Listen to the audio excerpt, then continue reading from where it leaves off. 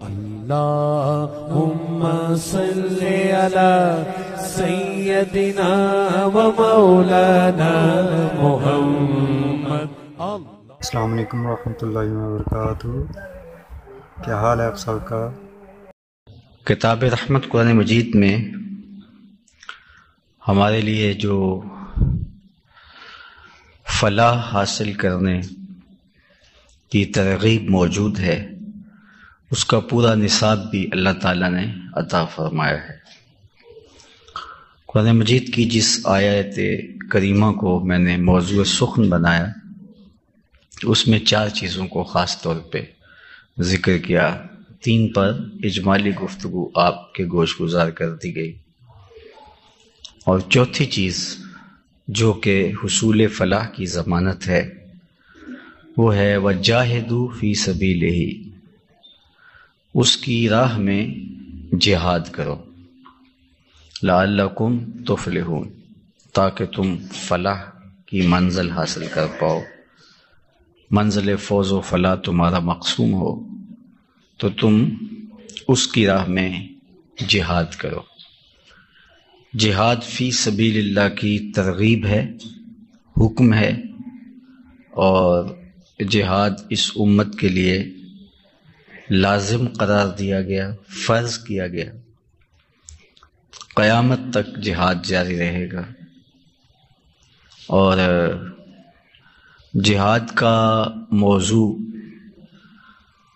قرآن مجید میں، احادیث طیبہ میں ہمارے سامنے کثرت کے ساتھ رکھا گیا. شریعت نے جہاد اسلامی کے ہمارے سامنے خد و خال بھی واضح کیے ہیں، آداب بھی بیان کیے ہیں، اور اس کی صورتیں بھی بیان فرمائی ہیں. جہاد اللہ جل شانہ کی رضا کے حصول کے لیے شدید جد و جہد کا نام ہے، بھرپور محنت کا نام ہے. مقصد کو پانے کے لیے، مقصود حاصل کرنے کے لیے کوشش بلیغ جہاد کہلاتی ہے. اب اس پر علماء کرام نے جہاد کی مختلف صورتیں بیان فرمائی ہیں. ایک جو کفار کے ساتھ میدان جنگ میں کیا جاتا ہے اس کو جہاد بھی کہا جاتا ہے، اور شریعت اسلامیہ میں اس کے لیے قتال کا لفظ بھی استعمال ہوا ہے. فتنے کی سرکوبی کے لیے، اللہ کے دین کے غلبے کے لیے، کمزوروں کو، بیواؤں کو، بچوں کو، اپاہجوں کو، معاشرے کے پرامن لوگوں کو ظالموں کے ظلم سے، پنجۂ استبداد سے، جبر سے، زیادتی سے بچانے کے لیے سیسا پلائی ہوئی دیوار بن جانا، اور اس کے لیے چاہے کوئی بھی قیمت ادا کرنی پڑے، جہاد کہلاتا ہے. غلبہ اسلام کے لیے، اسلام کو دیگر ادیان پر غالب کرنے کے لیے جو محنت، جد و جہد کی جاتی ہے وہ جہاد کہلاتی ہے. ہمارے دین نے ہمیں قتال کا حکم بھی دیا ہے، اور جہاد کے جو دیگر مفہوم ہیں، شدید محنت، مسلسل کوشش اور بلیغ محنت مقاصد کے حصول کے لیے، اور اپنے نفس کو سنوارنے کے لیے، نفس پر غالب ہونے کے لیے، نفس کی خواہشات کے مقابلے میں جو جد و جہد کی جاتی ہے اس کو بھی جہاد کہا جاتا ہے، اور اصطلاح میں یہ جہاد بن نفس کے نام سے موسوم ہوتا ہے. تو ہماری شریعت نے ہمیں ہر طرح کے جہاد کرنے کی ترغیب دی ہے. آگے آداب ہیں اس کے. جو قتال ہے وہ ہر شخص اٹھ کے اس کا اعلان نہیں کر سکتا. اگر ایسا ہونے لگے تو معاشرے میں شر اور فساد پیدا ہو جاتا ہے. اس لیے وہ مسلم حکمرانوں کی ذمہ داری ہے کہ وہ جہاد بالسیف کا اعلان کریں. از خود اکیلا کوئی شخص کھڑا ہو کے، کوئی جتھا، کوئی گروہ کھڑا ہو کے اس طرح کرنے لگے گا تو جس طرح ماضی میں ہمارے ساتھ ہوا اور پھر کتنی قیمتی جانیں گئیں، تو وہ نقصان ہمیں اٹھانا پڑتا ہے۔ تو سلطان اسلام جہاد کا اعلان کرتا ہے۔ بعض اوقات ایسا ہوتا ہے کہ سلطان کمزور ہوتا ہے، بزدل ہوتا ہے، یا کسی وجہ سے وہ اعلان نہیں کر پاتا، تو اس کو جو مفتیان کرام ہیں وہ مجبور کریں، فتویٰ صادر کریں اور اس کو ترغیب دیں اور اس کو زور دیں کہ وہ جہاد کا اعلان کرے۔ عوام کا پریشر بھی ہوتا ہے، اور لیکن اعلان وہی کرے گا۔ حدود شرعیہ کا قیام اور جہاد یہ سلطان کی ذمہ داریوں میں سے۔ اسلام نے ذمہ داریاں بانٹی ہوئی ہیں۔ کسی نے چوری کی ہے تو آپ پکڑ کے اس کا ہاتھ نہیں کاٹ سکتے، کسی نے بدکاری کی ہے تو آپ اس کو پکڑ کے چوک میں سنگسار نہیں کر سکتے، اس طرح تو فساد برپا ہو جائے گا۔ تو یہ کام عدالت کا ہے، سلطان کے نائبین کا ہے کہ وہ حدود شرعیہ کا قیام کرے۔ تو ان میں سے اہم ترین جہاد ہے، جو جہاد بالسیف ہے یا جس کو قتال کہا گیا۔ تو وہ سلطان اسلام کی ذمہ داریوں میں شامل ہے، اور جب ظلم ہو رہا ہو، جبر و جور اور استبداد کا بازار گرم ہوا ہو، مسلمانوں کے لیے ایسا حیات تنگ کر دیا جائے، تو اس وقت سلطان اسلام کے اوپر لازم ہوتا ہے کہ وہ جہاد کا اعلان کرے۔ جس طرح آج کل آپ کے سامنے فلسطین کے مسائل ہیں اور دیگر بلاد اسلامیہ میں مسلمانوں کو کچلا جاتا ہے، تو سب سے پہلے جو اقرب ہیں، جو جن کی سرحدات ملتی ہیں، ان کے اوپر لازم ہے کہ وہ جہاد کا اعلان کر کے کمزوروں کو، بچوں کو جن پر ظلم و جبر ہو رہا ہے، ان کو چھڑائیں۔ اور اس کے بعد پھر جو اس کے بعد والے لوگ ہوتے ہیں، حتیٰ کہ پوری امت کی ذمہ داریوں میں یہ چیز شامل ہوتی ہے۔ امت ایک وحدت کا نام ہے۔ یہ جو جغرافیائی تقسیم ہے، یہ انتظامی ضرورت کے لیے کی گئی، اور دوسرا اس کے پیچھے بھی مسلمانوں کو بانٹنا تھا جغرافیائی ٹکڑیوں میں۔ اور سلطنت عثمانیہ کو جب توڑا گیا تو مسلمانوں کو 56-57 ٹکڑوں میں بانٹ دیا گیا، اور اس کے بعد یورپی یونین بنا لی گئی، اور متحدہ ریاستہائے امریکہ اور دیگر اسلامی خلافت سے آئیڈیا لے کر کے انہوں نے ہمیں ٹکڑوں میں بانٹ دیا اور خود یکجا ہو گئے۔ تو امت کو یہ شعور ہونا چاہیے، امت کے حکمرانوں کو یہ شعور ہونا چاہیے کہ کسی وجہ سے یہ جو سرحداتی لکیریں مسلم امہ کے درمیان ہیں، یہ اپنی جگہ موجود ہیں تو یہ رہیں، لیکن ان کی فکری وحدت ان کو تائید اسلامی میں رکاوٹ کا ذریعہ نہ بن سکے۔ لیکن جب خود غرضی کی آگ میں سب لوگ جلنے لگیں گے تو پھر ایک ایک کر کے توڑ دیے جائیں گے۔ تو امت کا مشترکہ پلیٹ فارم ہونا چاہیے، اور میرے خیال میں کہ اللہ نے جو ہمیں حرمین طیبین کی شکل میں مرکز عطا کیا ہے، اس وقت کسی امت کے پاس یہ نور موجود نہیں ہے۔ اور بدقسمتی سے آج ہم حرمین کی طرف دیکھتے ہیں تو وہاں جو لوگ موجود ہیں ان کی طرف سے مایوسی کا سامنا کرنا پڑتا ہے، جبکہ ان کی آواز پہ پورا عالم اسلام کھڑا ہو جاتا ہے۔ اور آج بھی دنیا کے اوپر 1 ارب 70-60 کروڑ مسلمان بستے ہیں۔ دنیا کے اوپر بسنے والے 7 ارب مسلمانوں میں سے 1.5 یا 1.25 ارب مسلمان ہیں، تو گویا ہر چوتھا شخص مسلمان ہے۔ تو یہ قوت اللہ نے مسلمانوں کو عددی عطا کی ہے، وسائل عطا کیے ہیں، اور 56-57 ریاستیں ہیں، آلات حرب و ضرب ہے، افواج ہیں، معدنیات ہیں، تیل کے ذخائر ہیں، سب سے بڑھ کر جذبہ ایمان ہے۔ لیکن وہ اقبال نے کہا تھا، چمن میں رخت گل شبنم سے تر ہے، سمن ہے سبزہ ہے باد سحر ہے، مگر ہنگامہ ہو سکتا نہیں گرم، یہاں کا لالا بے سوز جگر ہے۔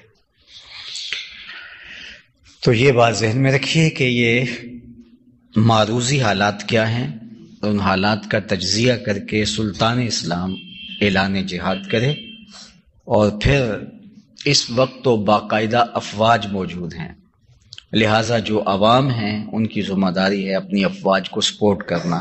56-57 اسلامی ملک کے جو عوام ہیں وہ اپنی اپنی افواج کو سپورٹ کریں، اور افواج کا مورال بلند ہو اور وہ آگے بڑھ کے دشمن کا مقابلہ کریں۔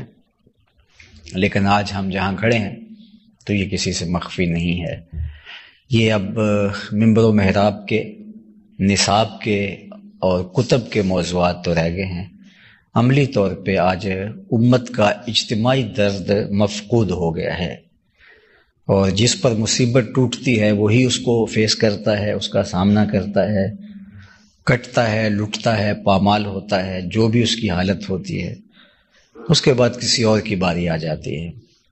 تو ہم ایک دوسرے کے لیے تماشائی بن کے مناظر دیکھتے رہتے ہیں، اور کفر جو ہے وہ باوجود انہوں نے اپنے آپ کو مذہب سے الگ کر لیا ہوا ہے، لیکن پھر بھی مذہب سے ان کا جڑاؤ ایسا ہے کہ وہ اپنے مسائل چٹکیوں میں حل کرتے ہیں۔ ہمارے سامنے مشرقی تیمور کا معاملہ سامنے ہے، اور دوسری جانب کشمیر کا مسئلہ ہے۔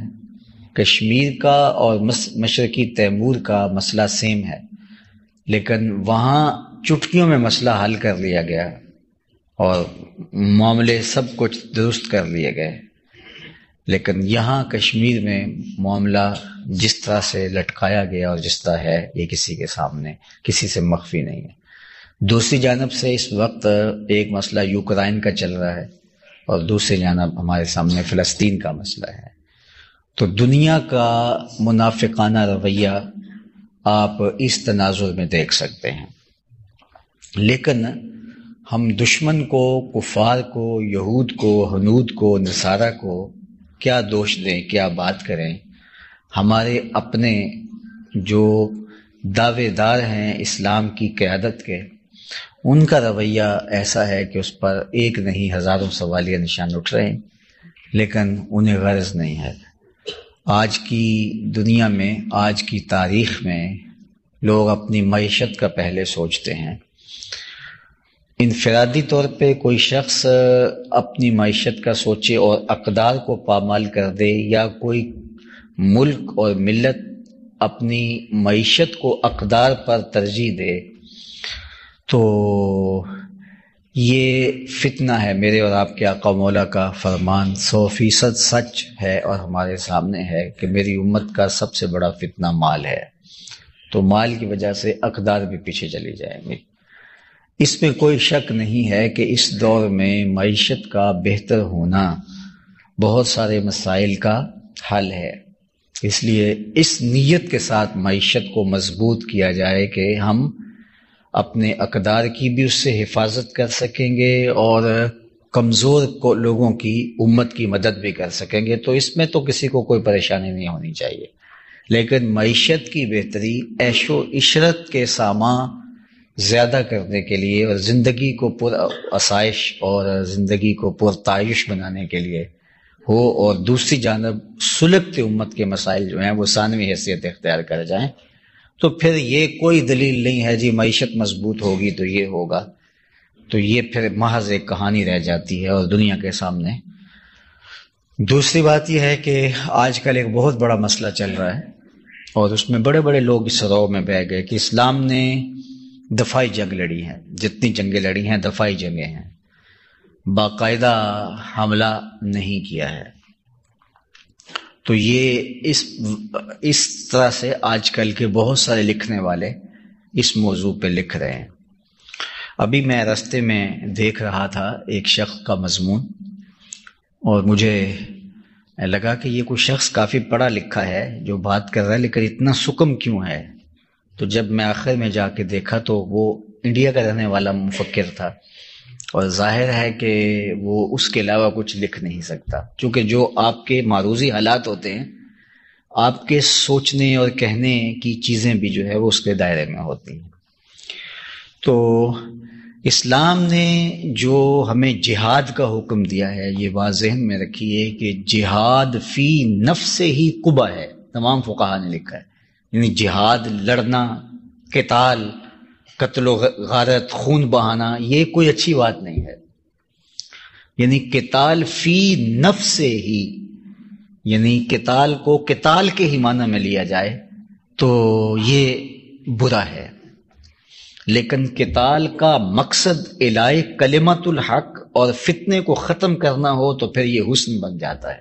اس کی مثال یہ ہے کہ پیٹ چیرنا یا جسم کے کوئی عضو کو چیرنا، یہ اگر کوئی اس پہ خنجر مارے، کوئی چھری اور چاقو سے حملہ کرے تو یہ قبح ہی ہوگا، لیکن یہی کام جب اصلاح بدن کے لیے سرجن کرتا ہے تو اس کا مقصد فاسد مادے نکال کر کے پیٹ کو کارآمد بنانا ہے اور اس عضو کو بہتر بنانا ہے، تو وہی عمل جراحی اور وہی اس کی سرجری جو ہوتی ہے اس کی ہم باقاعدہ قیمت ادا کرتے ہیں اور ڈاکٹر کا، سرجن کا شکریہ ادا کرتے ہیں۔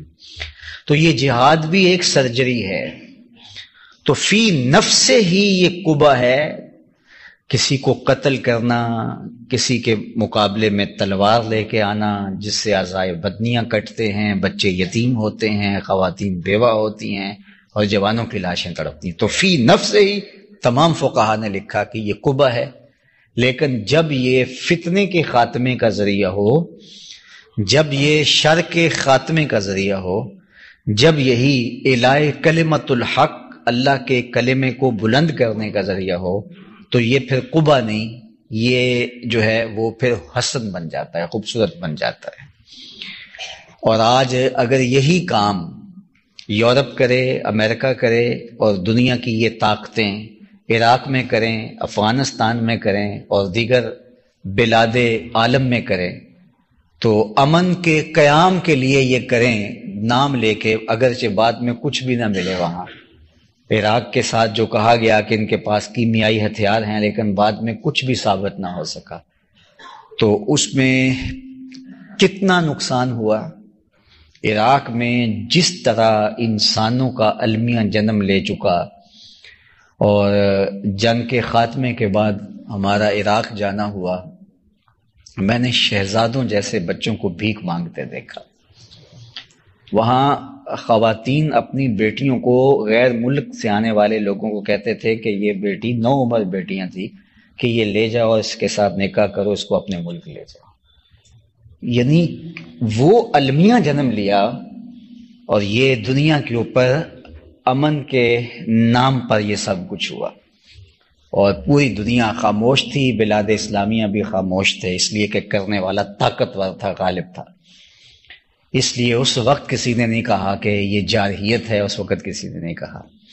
اب اپنے حقوق کے لیے تھوڑا سا حماس نے پہل کر دی ہے، جبکہ یہ پہل نہیں، لڑائی تو چھڑی ہوئی ہے۔ ان کو پکڑ پکڑ کے ان کے مارا جا رہا ہے، ان کے لوگ گرفتار کیے جا رہے تھے، تو اگر تھوڑا سا کر دیا تو لوگوں کو یہ آ گیا کہ مسلمان پہل نہیں کرتے۔ کیوں نہیں کرتے؟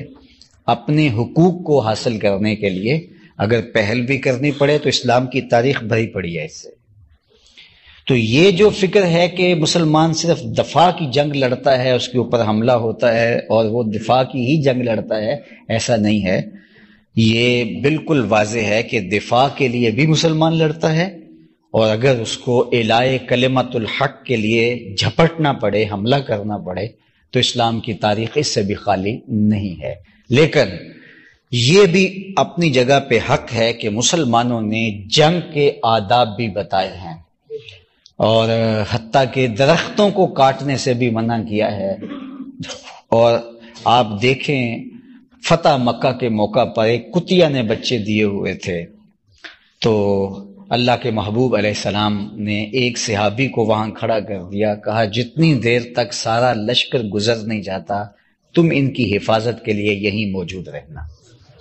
یہ اسلام کا نظم ہے۔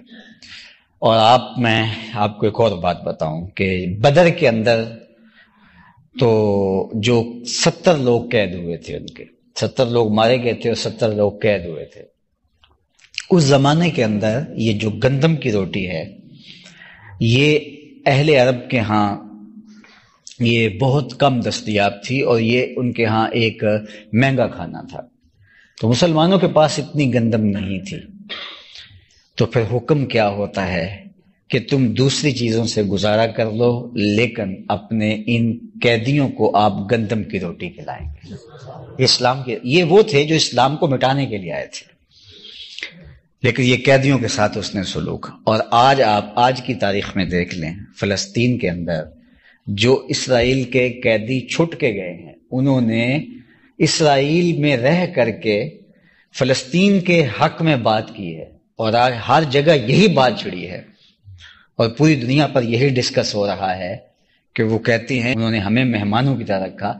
ادھر سے ہمارے لوگ بم مار رہے تھے ہاسپٹلز کے اوپر اور بچے ذبح کر رہے تھے، اور ادھر یہ قیدی تھے اور انہوں نے کہا تم پریشان نہیں ہونا، تم محفوظ ترین جگہ پہ ہو. اور ان کو آنچ تک نہیں آنے دی، اور ان کے بچوں کے جو ضروریات ہیں ان کے بچوں کو دستیاب نہیں تھے، ان کو بچوں کو پوری کی ہیں. تو آج بھی مسلمانوں کے اندر وہ جذبے موجود ہیں. تو جہاد فی سبیل اللہ، اللہ کی راہ میں قتال، تو یہ میں نے عرض کر دیا کہ یہ طے شدہ ہے کہ یہ قیامت تک جاری رہے گا. اور میرے اور آپ کے آقا و مولا کے مبارک اسماء میں سے ایک اسم رسول الملاحم ہے.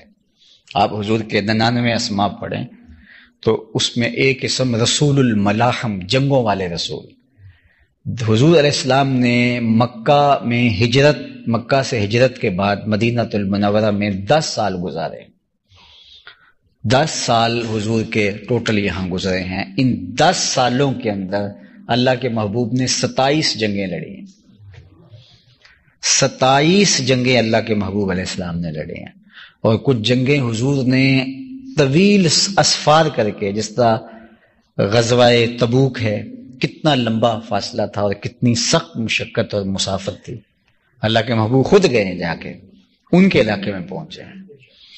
تو اس کا ایک مطلب تو یہ جنگ ہے، قتال ہے، جہاد فی سبیل اللہ کا. اور وہ میں نے عرض کر دیا کہ وہ کسی ایک شخص کو یا ایک جتھے کو حق نہیں ہے کہ وہ اعلان کر دے، اس سے تو الٹا فساد برپا ہوگا. یہ سلطان اسلام کی ذمہ داریوں میں شامل ہے. اور دوسرا اس کے آداب ہیں، جنگ کے خد و خال ہیں، اور اس کا سارا ایک نظم اسلام نے بیان کیا. سب سے بڑھ کر مقصد اعلاء کلمۃ الحق ہے، یعنی جنگ کے بنیادی مقاصد میں سے ایک مقصد اللہ کے پرچم کو بلند کرنا. اور اس پر میں سمجھتا ہوں کہ اللہ کے محبوب علیہ الصلوۃ والسلام کی یہ حدیث قول فیصل ہے کہ آقا کریم علیہ الصلوۃ والسلام کی خدمت میں ایک صحابی عرض گزار ہوتے ہیں کہ اللہ کے پیارے محبوب، ایک شخص لڑائی کرتا ہے، راہ خدا میں جہاد کرتا ہے، حتیٰ کہ شہید ہو جاتا ہے، اور اس کے دل میں یہ تھا کہ چلو اس سے مجھے شہرت اور ناموری بھی مل جائے گی، تو کیا اس کا یہ عمل قابل قبول ہے؟ اس کو اس کا کوئی اجر ملے گا؟ تو اللہ کے محبوب نے اس کا جواب دیا، لا شیء لہ، اس کو کوئی اجر نہیں ملے گا. صحابی کہتے ہیں کہ میں یہ سمجھا کہ جو میں کہنا چاہ رہا ہوں وہ میں معافی ضمیر صحیح طرح سے بیان نہیں کر سکا. تو میں نے پھر حضور سے کہا کہ حضور، وہ اللہ کے دین کے پرچم کو بلند کرنے کے لیے، اعلاء کلمۃ الحق کے لیے لڑ رہا ہے، لیکن ضمن میں یہ ساتھ نیت بھی شامل ہے کہ چلو میری ناموری بھی ہو جائے گی، شہرت بھی ہوگی، تو کیا اس کو اجر ملے گا؟ تو اللہ کے محبوب علیہ السلام نے فرمایا، فلا شیء لہ، اس کو کوئی اجر نہیں ملے گا. کہتے میں پھر تیسری مرتبہ کہا کہ حضور، اس کا مقصد اللہ کے دین کے پرچم کو بلند کرنا ہے، اعلاء کلمۃ الحق کرنا، اور اس کے لیے جان جیسی متاع عزیز وار رہا ہے، لیکن اس کے دل میں ساتھ یہ بھی ایک گوشے میں چیز پڑی ہے کہ چلو میری ناموری بھی ہوگی، میری عظمت کے جھنڈے بھی لگ جائیں گے، بہادری کے ترانے بھی پڑے جائیں گے، تو اس کو کوئی اجر ملے گا؟ تو حضور علیہ السلام نے فرمایا، اس کو کوئی اجر نہیں ملے گا. کہتے میں نے پھر چوتھی مرتبہ کہا، میں سمجھ رہا تھا کہ میں جو کہنا چاہ رہا ہوں شاید میں حضور سے عرض نہیں کر پا رہا. تو جب میں نے پھر حضور سے عرض کیا تو اللہ کے محبوب علیہ السلام نے پھر فرمایا کہ اس کو کوئی اجر نہیں ملے گا، اور سنو کہ اللہ طیب ہے اور اسی عمل کو قبول کرتا ہے جو محض اس کے لیے کیا جائے۔ تو اتنی آمیزش بھی اگر ہو، اور آپ جانتے ہیں کہ حضرت علی المرتضیٰ آپ ایک کافر کی چھاتی پہ بیٹھے ہیں تو وہ آپ کے چہرے پہ تھوک دیتا ہے تو آپ پیچھے ہٹ جاتے ہیں۔ تو اس نے کہا کہ میں تو چاہ رہا تھا کہ آپ کے غیظ و غضب میں اضافہ ہو جائے، اور آپ جو مجھے تکلیف ہو رہی ہے کہ میں انتظار کر رہا ہوں قتل ہونے کا، تو جلدی جلدی میرا کام تمام کر دیں، اور آپ مجھ کو چھوڑ کے پیچھے ہو گئے۔ کہا کہ میں اس لیے پیچھے ہو گیا ہوں کہ اب میرا نفس شامل ہو گیا ہے۔ یعنی دوسری جانب دیکھیے طہارت کیا ہے، پاکیزگی کیا ہے اس عمل میں۔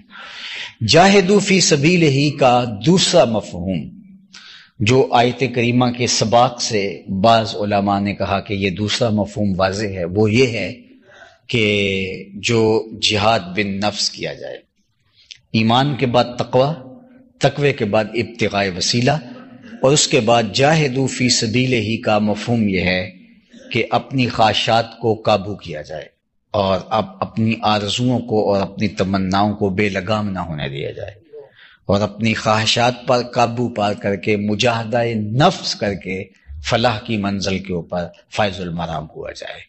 انسان کے اندر خواہشات کا پیدا ہونا یہ ایک جذبہ فطریہ ہے، اس سے تو چھٹکارا نہیں ہے۔ بہت ساری خواہشات پیدا ہوتی ہیں، دب بھی جاتی ہیں، بہت ساری خواہش پیدا ہوتی ہیں، ہم ان کی تکمیل بھی کر لیتے ہیں، بہت ساری خواہشات پیدا ہوتی ہیں، ان کی تکمیل کرنا چاہتے ہیں لیکن کسی وجہ سے وہ پوری نہیں ہو پاتی، غربت کی وجہ سے، اختیار نہ ہونے کی وجہ سے، بس میں نہ ہونے کی وجہ سے، کمزوری صحت کی وجہ سے، یا کسی اور وجہ سے ہم بہت ساری خواہشات ہوتی ہیں، پنپتی ہیں، نشو و نما پاتی ہیں، دب جاتی ہیں۔ تو زندگی کے اندر یہ خواہشات کا ابھرنا اور ان خواہشات کا دم توڑنا یہ عمل جاری رہتا ہے۔ غالب نے بھی کہا تھا ہزاروں خواہشیں ایسی کہ ہر خواہش پہ دم نکلے، بہت نکلے میرے ارمان لیکن پھر بھی کم نکلے۔ یعنی میں نے اپنا ہر ارمان پورا کرنے کی کوشش کی لیکن پھر بھی بہت سارے ارمان میرے باقی رہ گئے، اور بہت ساری خواہشات ہیں جو میرے سینے میں جنم لیتی رہیں تو وہ پوری نہ ہو سکے۔ ہم بعض اوقات ہوتا ہے کہ ہمیں یہ میسر آ جائے تو ہمارے لیے کافی ہے، اور جب وہ میسر آ جاتا ہے تو ہماری خواہشات آگے بڑھ جاتی ہیں۔ پھر ہم کہتے ہیں ہاں اگر اتنا کچھ ہو جائے ہمارے لیے تو پھر تو ہمیں کوئی تمنا ہی نہیں رہے گی کہ کیسی پرسکون زندگی، مطمئن زندگی گزرے گی۔ لیکن وہاں جب پہنچتے ہیں تو اطمینان ہمیں کچھ آگے نظر آ رہا ہوتا ہے۔ تو خواہشات تو بڑھتی رہتی ہیں۔ اللہ کے محبوب علیہ السلام نے فرمایا کہ اگر ابن آدم کو سونے کی ایک وادی دے دی جائے، دو پہاڑوں کے درمیان جو خالی جگہ ہوتی ہے اس کو وادی کہتے ہیں، تو یہ دو پہاڑوں کے درمیان جو خالی جگہ ہو یہ سونے سے بھری ہوئی ہو، اتنا سونا تو کسی کے پاس نہیں ہوگا، لیکن فرض کرو اگر کسی کے پاس اتنا سونا ہو تو فرمایا اگر ابن آدم کو سونے سے بھری ہوئی ایک وادی دے دی جائے تو وہ آرزو کرے گا کہ میرے پاس دوسری وادی ہو، وہ دوسری کی آرزو کرے گا، دوسری کی تمنا کرے گا۔ بادشاہوں کو جو فتوحات ہوتی ہیں تو وہ پھر ایک ٹارگٹ متعین کرتے ہیں کہ یہ اتنا علاقہ آ جائے تو میرا علاقہ سیدھا ہو جاتا ہے، لیکن جب اس کے بعد جو ہے وہ آگے ان کی خواہشات بڑھتی ہے تو شیخ سعدی فرماتے ہیں کہ آخری سانس تک ان کی خواہشات دم نہیں توڑتی، جو ہے وہ دم ٹوٹ جاتا ہے لیکن خواہشات نہیں ٹوٹتی اور وہ آگے ہی بڑھتے چلے جاتے ہیں۔ تو یہ انسانی فطرت ہے، اس کی خواہشات بڑھتی رہتی ہیں۔ اب کوئی کہے کہ میں نے اپنی ساری خواہشات کو پوری کر لینا ہے، اس کے لیے میں شدید محنت اور دوڑ لگاؤں گا، تو یہ تو بادشاہوں کی بھی پوری نہیں ہوتی۔ خواہشات تو قارون کی بھی پوری نہیں ہوئی، فرعون کی بھی، نمرود کی بھی، حامان کی بھی، صفتت کی بھی، نفد نون کی بھی۔ یہ جو بڑے بڑے لوگ تھے، جو بڑے بڑے جابر اور بڑے دنیا کے حکمران ہوئے ہیں، خواہشات اور تمنائیں تو ان کی بھی پوری نہیں ہوتی، وہ جس طرح کی بھی خواہشات ہوں، جنسی خواہشات ہوں، ذہنی خواہشات ہوں، قلبی خواہشات ہوں، خواہشات کا کوئی بھی رخ اور صورت ہو تو وہ تکمیل پذیر نہیں ہوتا۔ تو پھر اس کا حل کیا ہے کہ جائز خواہشات کو راستہ دیا جائے، ناجائز خواہشات کو روک دیا جائے، اور جو جائز خواہشات ہیں وہ بھی آپ کی ساری پوری نہیں ہوں گی، تو پھر اس کا تیسرا حل کیا ہے کہ اپنی خواہشات کے آگے باندھا جائے. اس کو ضبط نفس کہتے ہیں، اور شریعت اسلامیہ نے ہمیں ضبط نفس کے بہت سارے طریقے دیے ہیں. اس میں ایک روزہ ہے. روزہ ایک مشق ہے ہماری، ہونے کے باوجود چھوڑ دینا تاکہ ہماری مشق ہو، اور یہ ہمیں ترغیب دی گئی ہے. اور بہت ساری ایسی چیزیں ہوتی ہیں اللہ کی طرف سے ہماری تربیت ہوتی ہے کہ ہماری منصوبہ بندی کے باوجود ہمیں حاصل نہیں ہو پاتی. سیدنا علی المرتضیٰ فرماتے ہیں مجھے اپنے ارادوں کی شکست سے رب کی معرفت حاصل ہوئی ہے، کہ بعض کا کوئی چیز بالکل آسان ہدف ہوتا ہے لیکن نہیں مل پاتی، تو یہ اللہ کی طرف سے تربیت ہوتی ہے.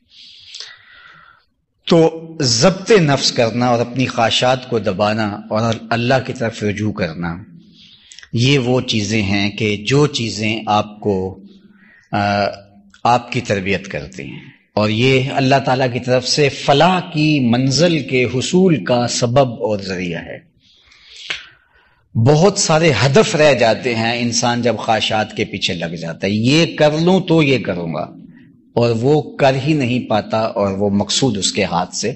میں نے تو یہ بھی دیکھا ہے کہ کچھ لوگ کہتے ہیں یہ کر لوں تو پھر نماز شروع کروں گا، وہ ساری زندگی نماز ہی شروع نہیں کر پاتے، باقی بڑے بڑے کام اور کارہائے نمایاں سر انجام دینا تو دور کی بات ہے. یعنی یہ بات فلاں ہدف کے بعد میں یہ کام کا آغاز کروں گا، اور وہ ہدف ہی پورا نہیں ہوتا. وہ پورا ہو جائے تو وہ ہدف جو ہے وہ اس کا دائرہ اور وسیع ہو جاتا ہے، تو زندگی بھر یوں گزر جاتی ہے. تو ہمارے رب نے ہمیں ضبط نفس کا حکم دیا، اور جہاد سے یہاں مراد مجاہدہ نفس ہے، اپنے نفس کی خواہشات کا مقابلہ کرنا، اپنے نفس کو روکنا. اور اللہ کے محبوب علیہ السلام نے اس کے لیے ہمیں بہت خوبصورت طریقہ عطا کیا. انظروا الی من هو اسفل منکم، فرمایا کس طرح اپنی خواہشات کو روک سکو گے؟ اپنے نیچے دیکھو.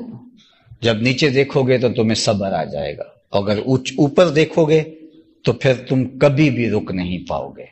تو کہا وجاہدوا فی سبیلہ لعلکم تفلحون، یہ ہے تمہاری منزل فلاح تک پہنچنے کا راستہ. وقت سمٹ گیا، میں اجمالاً عرض کر دیتا ہوں دوبارہ کہ پہلی منزل ایمان ہے، دوسری منزل تقوی ہے، تیسری منزل ابتغاء وسیلہ ہے، ایسے لوگوں کی صحبت اور قربت حاصل کی جائے کہ جن کے ذریعے سے منزل آسان ہو جائے. اور چوتھی چیز جہاد فی سبیل اللہ ہے، اور جہاد فی سبیل اللہ کے من جملہ مفاہیم میں سے ایک مفہوم جہاد بن نفس ہے، اپنے نفس کے ساتھ جہاد کرنا، اپنے نفس کا مقابلہ کرنا، نفس کی خواہشات کو دبا کر کے اللہ کی رضا کے دائرے میں رہنا، تاکہ نفس ہمیں اپنی خواہشات کی تکمیل کے چکر میں الجھا کر کے اللہ جل شانہ کی رضا جوئی کے عمل سے روک نہ دے. اگر یہ چار چیزیں ہم حاصل کر لیتے ہیں تو میرا رب ہمیں سند عطا کرتا ہے لعلکم تفلحون، تو پھر تم فلاح پا جاؤ گے. یہاں لا اللہ شک کے لیے نہیں ہے، یہاں اللہ تعالیٰ کی طرف سے یہ لا اللہ کا جو لفظ ہے یہ ہمارے لیے یقین کا نور بانٹتا ہے. اگر تم ان چار چیزوں کو حاصل کر لیتے ہو اور اس کا نتیجہ 2x2=4 کی طرح تمہارے سامنے ہے کہ اللہ تعالیٰ تمہیں پوری کامیابی اور کامرانی نصیب فرمائے گا، اور اس کامیابی کا تعلق دنیا کی کامیابی سے بھی ہے اور آخرت کی کامیابی سے.